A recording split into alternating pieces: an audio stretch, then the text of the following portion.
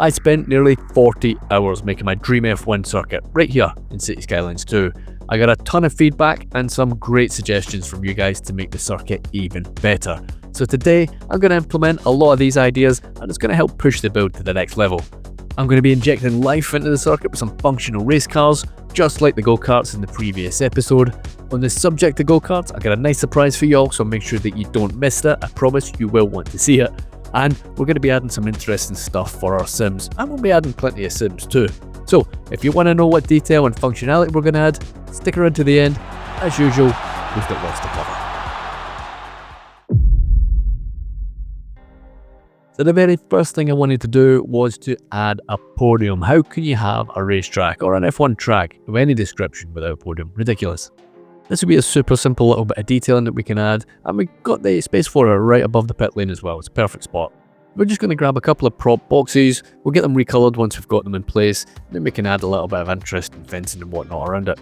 Now somebody did mention that we try and make a sort of Monza style one. That would have been pretty cool, but I think what I would have liked for that is to have, like the big TVs, just big TV screens, behind it, and it's kind of beyond the scope of what I'm doing in this build. I reckon somebody out there will make some custom TV screens and maybe give it a try. I'd like to see it, but as I say, beyond the scope of what I'm doing in this particular build, we're not really using custom assets apart from the cars. So I reckon that is a pretty decent spot for it. You'd expect to see it here, and you can maybe imagine at the end of the race, people rushing onto the track and all the pit crew below as well. It'd be a pretty cool scene. So it's obviously looking a little bit plain up there, and I think what I'd like to do is add a few tables and chairs and whatnot. Maybe create a bit of a scene where you could maybe have some F1 officials doing whatever F1 officials do, and maybe have a bit of space that people can have a sit down as well and kind of relax. I reckon if you make this kind of build yourself, you've got plenty of space either side of the podium here for a bit more hospitality. You'd imagine that would be the very highest end, most expensive hospitality seats to be right up against the podium and below the pit lane. A question for you guys: who's winning 2025? I want to know. Answer in the comments below. But what do you reckon? That's not a bad spot, is it?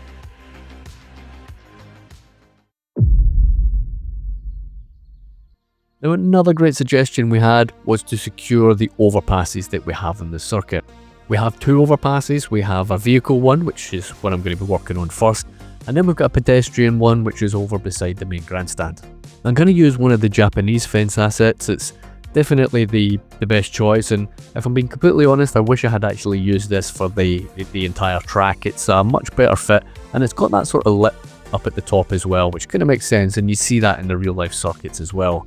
I'm just going to use move it and kind of shift it into place, and the ones that are kind of following the terrain, when we shift them up, they aren't straight. We're just going to individually move them up as well, but how much better does that look actually? As I said, I wish I used that in the entire circuit wall. Going to repeat the process on the other side, and I think it's important to recolor these things as well. I'm glad that we can recolor them. The green looked a little bit funky, and I think the white kind of makes it pop out a little bit as well, but it does look really, really good. Have a look at that view over to the city centre. That looks kind of epic, doesn't it? I love it. I love it. Now again, much like the real life circuits, you would normally see plenty of advertising blocking the view on these things as well. So that's exactly what I'm going to do, is I'm going to add a little bit of advertising board, and I'm going to use a lot of the decals to make it look something like you would actually find on a racetrack as well. So I'm just picking a random white sign just because it takes the decals pretty easily. An issue placing decals on these things is that obviously the size isn't quite right for the size of the sign itself, and when you come back later on, the last decal that you see, which looks like there's just one big one, it's not necessarily there. You see the other ones peeking out from underneath. Don't really know how to fix that, or if it's just a limitation in the game, but it is what it is. It's one of these things that you maybe see me coming back and fixing. That said, on the cinematics, you'll see some of them looking kind of weird, and multiple of them, on one bridge, but there's nothing I can do about it. For the time being, they look okay, and I'm going to roll with that. So, as I said earlier on, I'm going to do the pedestrian one over at the main grandstand as well. Same idea, get the decals on exactly the same. Now you may notice that we're just doing the sponsorship ones and we haven't done the big security fence. The reason for that is that I just forgot to do it, so I'll maybe pick that up another day.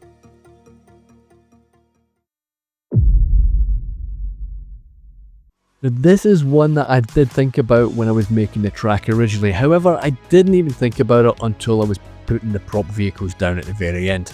At that stage I was at the final detailing and there was just no way I could have faced coming back and adding it at that stage. So a couple of you guys suggested it. We definitely need to make a couple of gaps, or quite a few gaps in fact, to get these recovery vehicles in and get the cars off the track if there's an accident. And I think given that we have Maggots and Beckett's here as essentially turn 1, I think we're going to need them. There should be absolute chaos at this corner, I would imagine, if it was in real life. In terms of getting it in place, then kind of going to use a mix of Move It, and we're just going to delete and redo the net lanes as and when.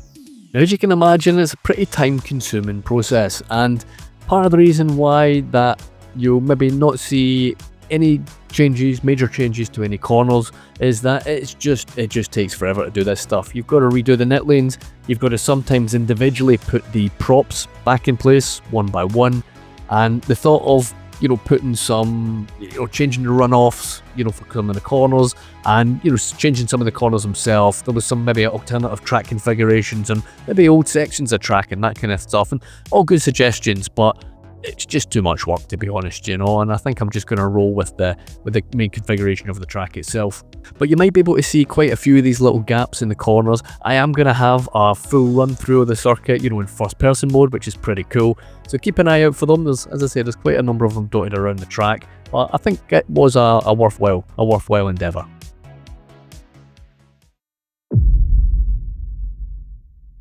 So initially with the cars, what I decided to do was just use the same technique as the go-karts and just add a bus service to the car. This looked like it was okay, and I went and, as you can see, added the bus track around the circuit as well, and I gave it 7 circuits. I wanted them out for a good few laps in fact before they came in. Now initially this all worked pretty well. I managed to run it for quite a while, and as you can see the cars kind of come lining out of the bus stop as well, or the bus depot rather, without any issues. All seemed fine initially, but we ran into a few problems as the build ran on. So initially, as I said, everything got off to a great start. We got cars flying around the track, and we had plenty of them as well. We had about 25 cars I think running on here, not too bad at all, and we managed to get them all recoloured and running around the circuit. But that's pretty much when the problem started.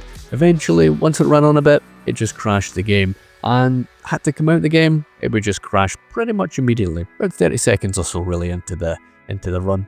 After pretty much a whole afternoon, I got things figured out, and I'll run through that a wee bit later. We're going to revisit the cars and I'll kind of let you know what I did to get round the crashing. Now, if you're giving it a try yourself, just beware, it will cause issues sometimes, and you've got to be prepared for that and sort of accept it, But as I say, I do have it up and running without any issues, without any crashes, and I will cover that just shortly. But the nice thing is, we're getting some pretty nice shots with cars going around, which is pretty sweet. Now, as you can probably imagine, getting some cars actually running on the track was one of the most commonly requested things, so I'm so happy I'm able to kind of get it done, at least to a certain degree. Now, doing stuff like racing lines, it's just not possible. We're running this on a 3-lane highway, so you can't really dictate what lane that they're going to be in. And I think even if you did, the lane changes would look pretty janky anyway. This lake, by the way, it's the bane of my life. Keeps draining. Don't know what's going on. This next feature was requested by absolutely nobody at all. This is one I'm going to be putting in myself. I think when we're having a look through the circuit, it kind of looked a little bit sad not having any action, and I think given that we've got some life in it, we've got some cars running on it, we're going to need something of a crowd as well. Now, we did have a play about with what's going to be the quickest method of getting these stands filled up, and I did try the line tool, and quite frankly it just took forever. You have to change individually the heights and then kind of drag it along, and the cims just kind of ended up everywhere really, and it seemed to me it took a little bit longer doing it that way. So in the end I just decided to just plop them down one by one and just use the snapping tool, and all the heights were done automatically. Now, the downside of this is that your wrist will be in absolute tatters by the time you're done. And really that's the reason why you're only going to see a couple of stands done. I'm going to do the turn 1 stand here, and I'm going to do the main grandstand as well. So frankly, that was all that my wrist could have taken. I think, obviously there's scope to come back here, and if I can be asked, and do the rest of them, but I doubt it. I think doing a couple of these big stands is plenty, and we can get some pretty cool shots like this as well. Now, I'm going to keep the time lapse of me filling them in here because it's pretty satisfying to watch, isn't it? And I would like to say big massive thank you guys if you've made it this far. I do appreciate you guys watching it. And a massive thank you as always to members on Patreon and YouTube as well. Patreon members of course do get early access to sneak peeks of upcoming builds. They get access to the game saves like Cape Lomond here that you're watching. They're also going to get a shout out like these legends. Thank you all so much for supporting the channel, and you'll get a special role in the Discord as well. But that support does go a really long way in terms of me being able to spend more time every week getting this content out. So if you do want to support the channel, safe in the knowledge that most of that money goes to the creator, Patreon is definitely the best way to do it. Thanks very much. So let's have a look at the final product here, and I reckon that would be some sight taking that last corner from Imola, coming round onto the home straight here. I think that roar would be deafening. How cool is that? What are we saying? Worth the carpal tunnel syndrome? Yeah, I don't know. I'm not too sure. Let's have a look at corner one. That looks pretty sweet as well, doesn't it?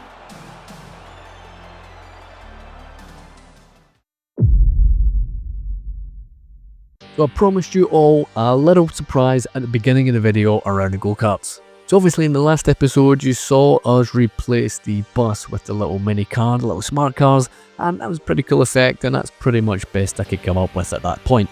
But Harbour Master J, who else, has came up with something better. He's came up with this. Yep, that's right. He's made a go-kart and he's made it functional as well. Absolutely nuts. I don't even know how he thinks of this stuff, but if there was anybody on the planet that was going to be able to come up with this, it was going to be Jay.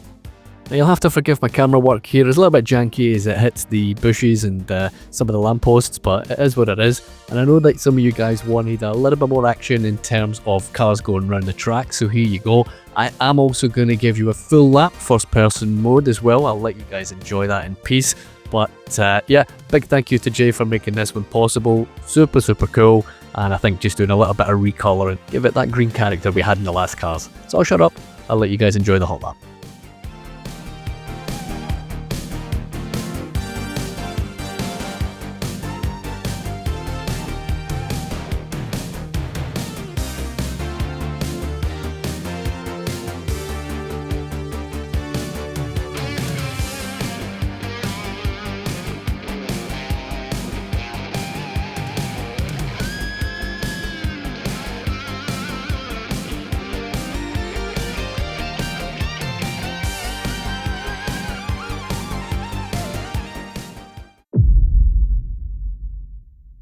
I mentioned earlier on that I had some real problems with the game crashing pretty much, a few seconds after loading up the save.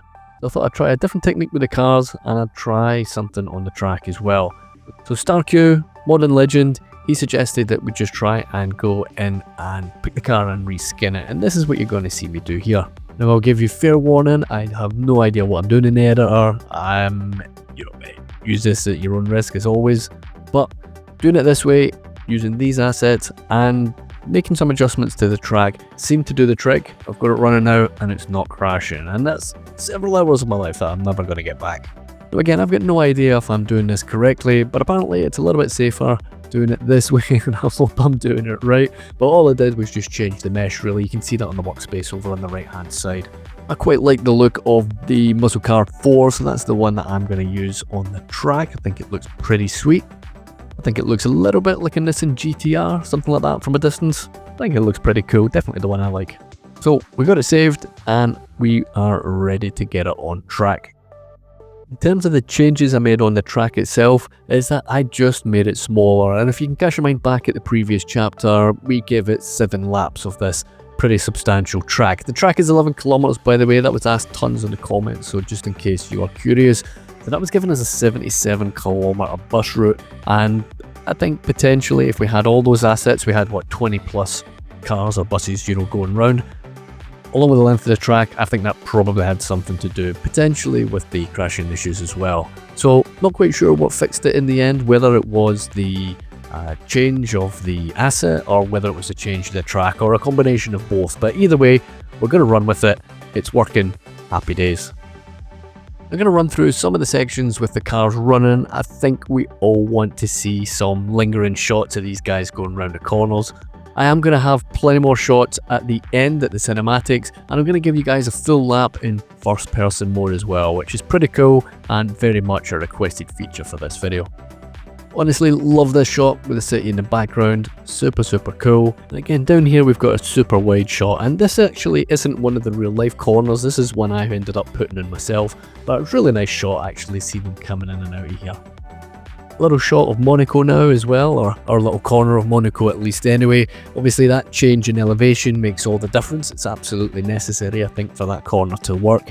With the next section we've got the Suzuka S's as well, and again we've got a nice shot of the city in the background as well, and we'll be getting back to the city just shortly. I'll get plenty of stuff in downtown, I want to get that midtown bulked out, and we got plenty of DLC to be playing about with shortly as well. Now obviously cars running with the crowd in the background, that is what it is all about. I do enjoy that. And again, I kind of like this camera view as well. This camera view is completely by accident. I'm an idiot and I can't use the mods that I have installed in the game, and I ended up trying to go for the first person viewpoint there, and I couldn't figure out why it wasn't working, and the reason was I was just pressing the wrong button and ended up with that. And I did the same with the go-karts as well, but yeah, every day's a skill day. I think having that shot of Eau Rouge there and Radeon, I think it just reminds me that I am not happy with that corner. I think it's the one I'm actually really unhappy with. It's just a little flat and the elevation isn't quite right, but it's too much work to fix it. I'd have to redo tons of it, and quite frankly, I just didn't have it in me. But we'll pit the car for now, we'll come back and we've got plenty more shots a little bit later on.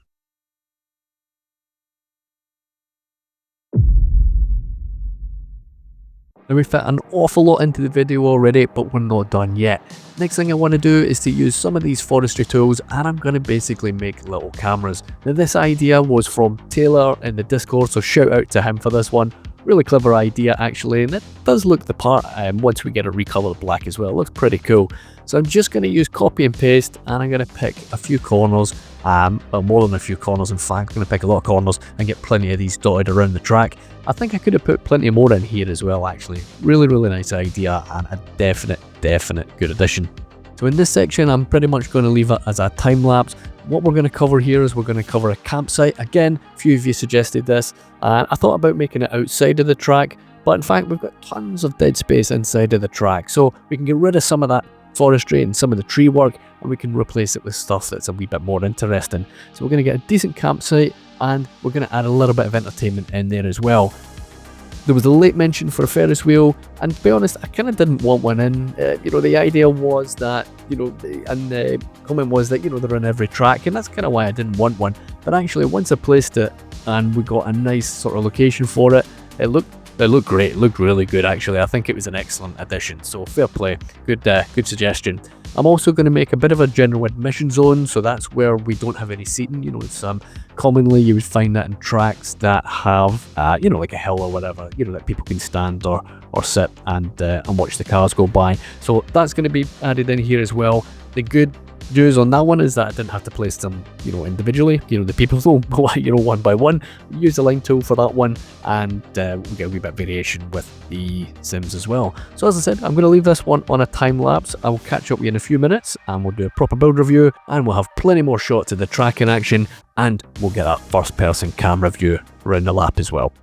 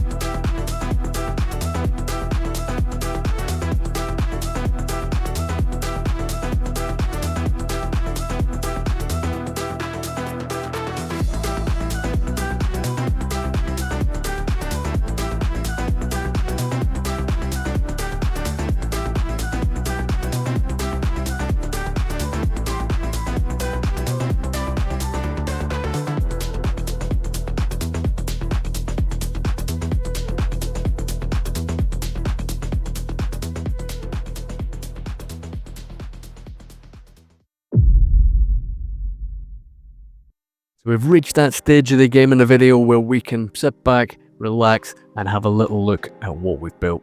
And I think I'd just like to kick things off by saying thank you very much, guys, for all of your comments and suggestions on the first video.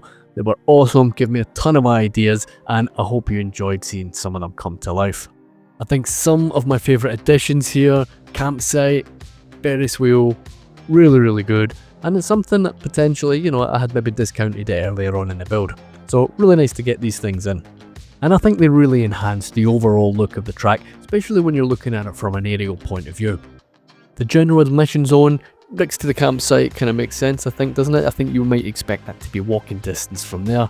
Really cool addition, and not too bad to put in either with the line tool. The little bit of extra prop work that we put in, like the cameras here on the corner of beach, perfect addition. Really do enjoy that. And again, we can take a minute or two to kind of take a swing round and get some sweeping shots of some of the cars going around some of the corners. I would love to have a full contingent of cars, you know, having 20, 25 cars or whatever, you know, scooting around the track. But obviously, with the issues we were having earlier on in the build, I'm happy to have 7 or 8 going around there, and, you know, it's a bit of life. And if it's not crashing, then I'm happy. I wish I could figure out why those decals are not coming up in the same order that I'm putting them down, but not really a big deal, I guess, in the grand scheme of things. I reckon next up on Cape Lomond, we're going to head back to the city and continue getting that built out. I'm not done necessarily with racetracks. I do have an absolute banger in mind, but that probably won't be for a good number of weeks further down the line. I want to get back into the main city build now. That said, I am up for ideas, so if you have any yourself, chuck them in the comments and let me know below. Taking a bit of time to work on those overpasses, you know, putting in the fences and the advertising boards. It's those little things that make such a big difference when you're looking through the end of the track. And the same goes with the gaps there that you can see, so the emergency vehicles can get access to the track. These little things, easy enough to miss. It's not until somebody else points them out that you think, yeah, 100% we need to get them in place. You can imagine the roar of the crowd as well. Again, I might add more later, I might not. My wrist is still sore, and it was several days ago I put that in, so you know, probably not, I'll be honest. So now it's time to give you guys a proper lap of the circuit. I'm going to stick some music on, I'm going to let you guys enjoy it in its entirety. Thank you all so much for watching. Don't forget, if you want to support the channel, Patreon links are on the description. Enjoy the lap, guys. Cheers, take care.